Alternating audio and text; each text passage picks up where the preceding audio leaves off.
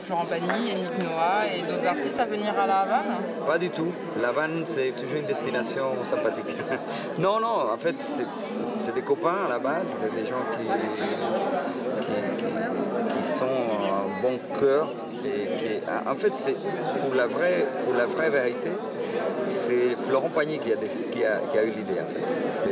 On était au téléphone, il y a eu les ouragans à Cuba. Et au téléphone, Florent il m'a dit il va falloir faire quelque chose, qu'est-ce qu'on pourrait faire. Donc c'est parti de là et après Noah il a dit oui tout de suite, Zazie, les autres, Géraud, MC Solar, tous les gens qui ont participé. Moi je crois que les bonnes causes sincères, c'est pour ça qu'on a voulu faire un concert à Cuba aussi. Et on était visiter les écoles avec eux, on était visiter les choses qu'on avait fait, les choses que les Cubains ils ont fait par rapport à l'école. L'école c'est quelque chose de très important à Cuba. Et on voulait montrer ça. Et nous on n'est pas politique, on n'est pas dans la politique, on veut faire des choses. Et moi j'ai mon pays, et je veux faire des choses pour mon pays, et c'est ça. Malgré la crise et le blocus depuis 50 ans à Cuba, la culture a toujours été une partie très forte dans l'action du gouvernement. Quelle est votre position aujourd'hui par rapport à la campagne médiatique qui existe, que les Cubains estiment être contre Cuba?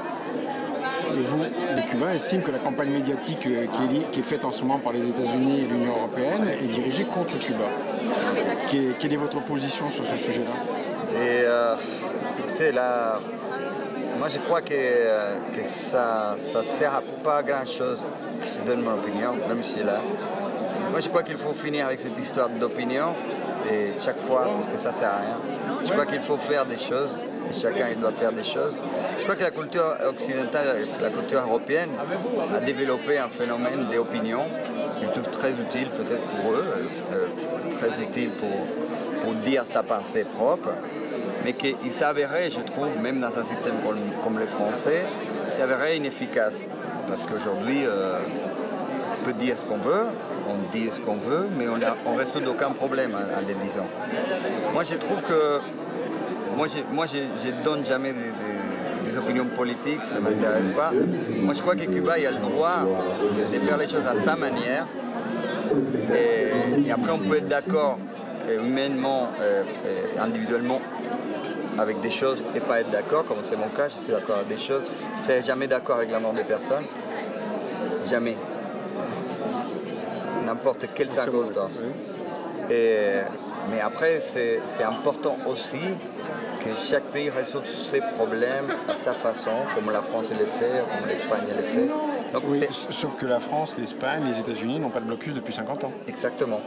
Donc voilà, chaque pays a son spécificité et il faut respecter ça pour essayer de ne pas rentrer dans un débat faux, dans lequel, surtout dans un débat qui est établi par une société qui établit ses règles.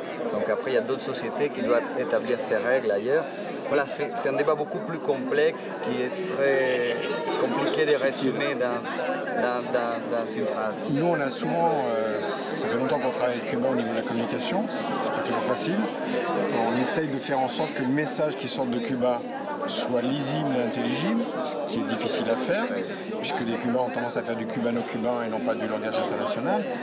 Mais est-ce que ça vous paraîtrait stupide d'envisager que de la même manière que vous avez fait École contre Ouragan, qui est bon par rapport aux enfants, au désastre qu'il y a eu, est-ce qu'il vous paraîtrait stupide de faire une compilation de plusieurs artistes sud-américains, américains, canadiens, français, européens, pourquoi pas russes, etc., pour demander la libération des 5? Ah bah oui.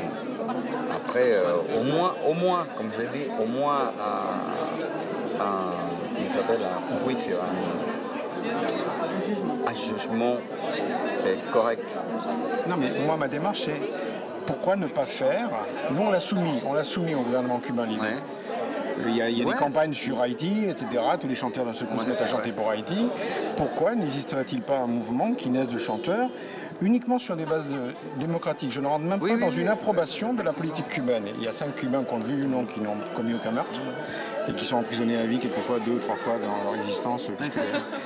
Pourquoi des chanteurs comme vous qui avait une position critique, et le mot critique dans ma bouche n'est absolument pas négatif. Pourquoi vous ne mettriez pas la tête d'une compilation mondiale qui s'appellerait 5, qui serait avant tout de la musique, mais qui serait un signal? C'est une bonne idée, donc si vous l'organisez, on sera là. Ok, ok, pas retenu. Non, voilà. Après effectivement, je crois que le monde fait des idées et des rassemblements des gens.